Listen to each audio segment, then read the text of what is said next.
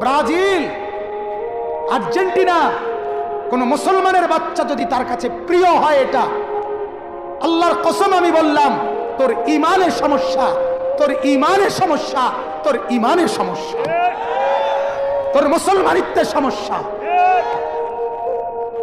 মনে রাখো যুবক, মুসলমানের বাচ্চা যদি হও, একটা ছেলেও যদি বুঝো, ব্যাটকাইও না, ছাগলে ব্যাটকায়, নাফরমান ব্যাটকাইও না, অসভ্যের মতো ব্যাটকাইও না।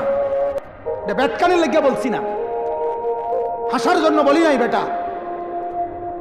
ব্রাজিলের খেলোয়াড় কি তোমার বাপ? ব্রাজিলের সমস্ত খেলোয়াড় বেঈমান। বেঈমান কিনা? কথা বলেন না কেন? ব্রাজিলের খেলোয়াড় কাফের, আর্জেন্টিনার খেলোয়াড় কাফের। কাফের কেমনে মুসলমানের প্রিয় হয়? কোন মুসলমানের বাচ্চা কাফের নাম নিয়ে শিক্ষারে কেমনে? কথা বলেন না কেন?